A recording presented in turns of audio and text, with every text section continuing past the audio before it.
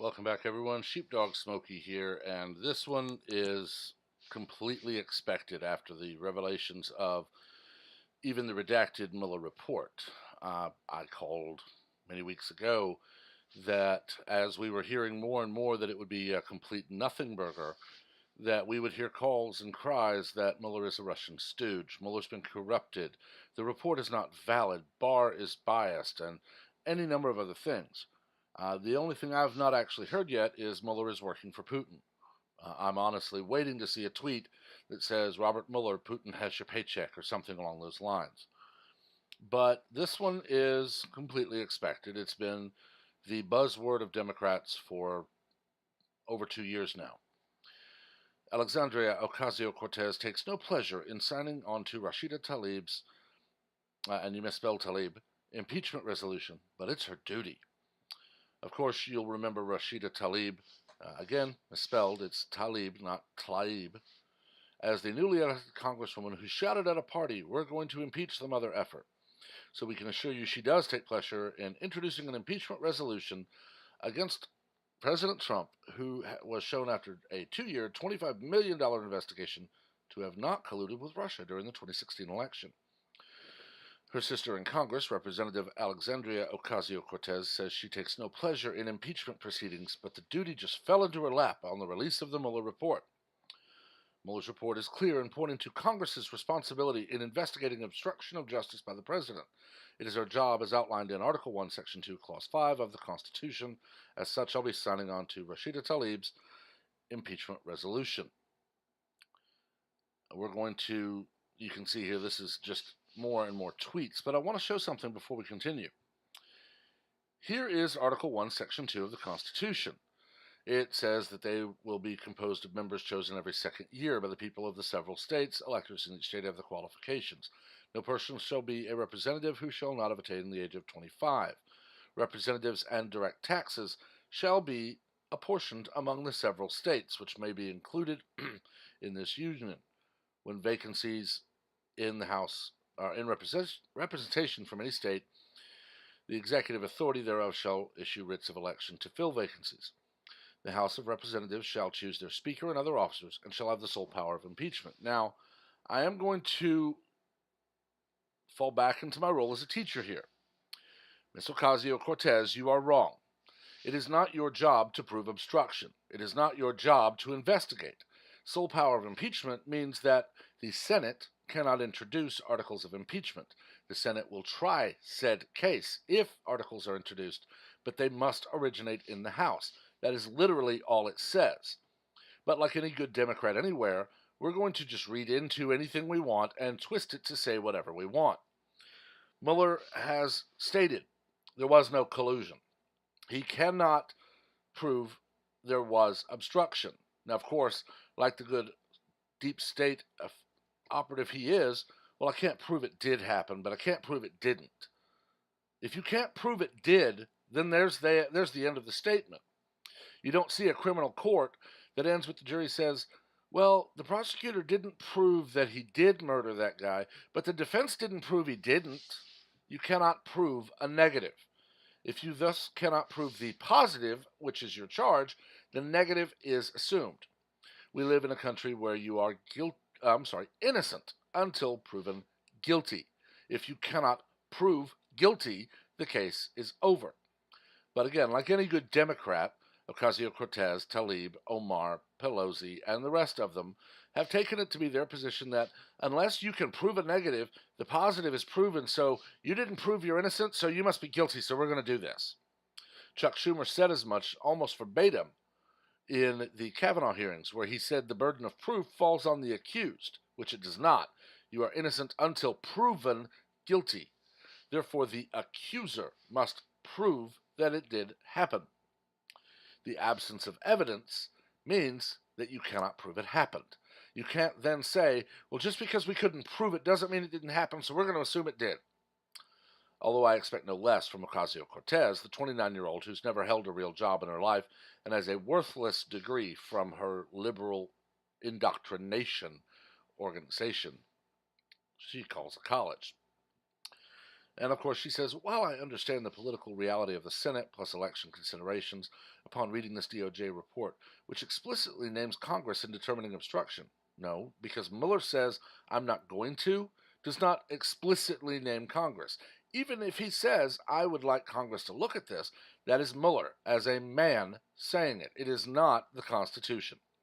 I cannot see a reason for us to abdicate from our constitutionally mandated responsibility to investigate. Investigate? Maybe. Impeach? No. Many know I take no pleasure in discussions of impeachment. Well, why haven't you told people to sit down and shut up? I didn't campaign on it and rarely discuss it unprompted. We all prefer working on our priorities, pushing Medicare for all, tackling student loans, and a Green New Deal. So, more taxes, more taxes, more taxes. But the report squarely puts this on our doorstep. No, it does not.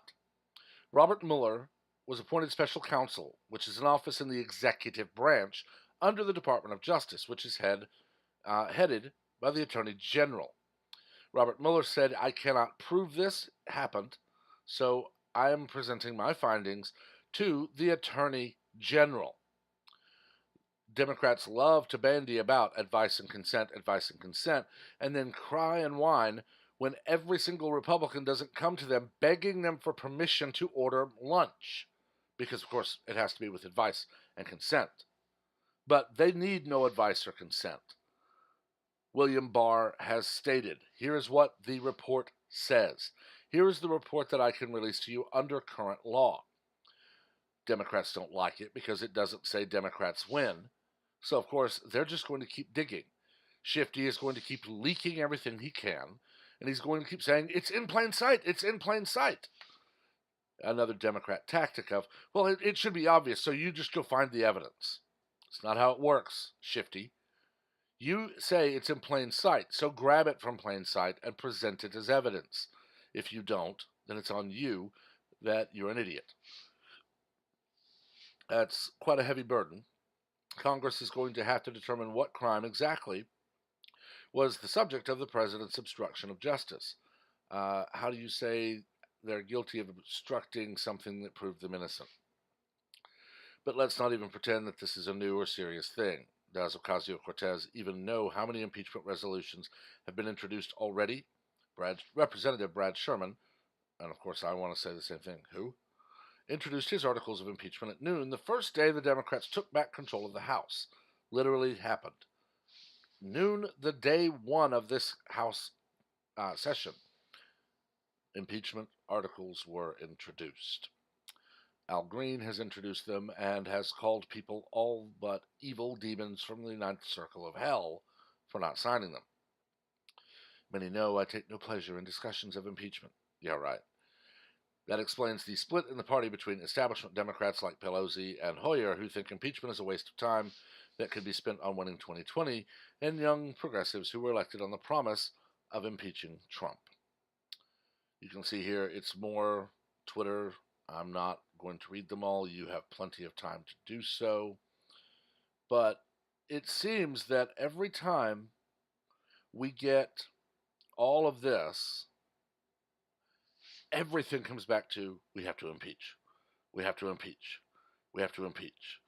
We have to impeach. President Trump got 2 scoops of ice cream. He's mistreating people. We have to impeach.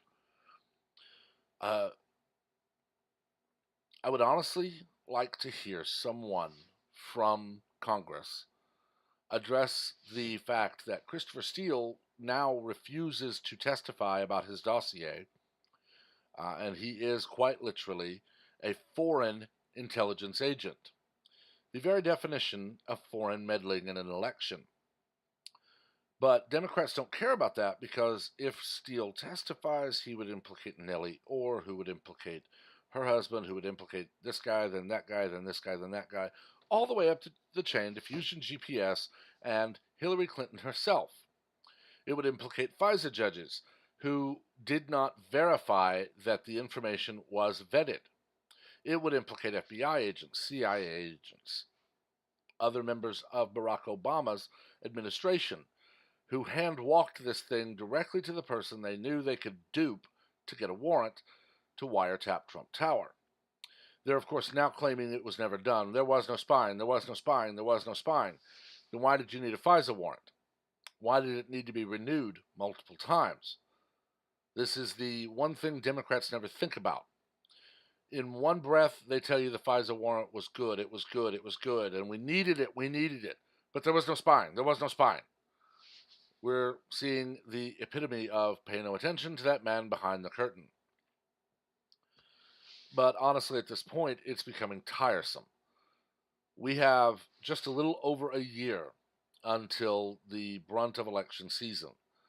And I would urge everyone, and I'm not going to name one party or the other, you can guess how I vote and who I will be voting for in my home area in Texas.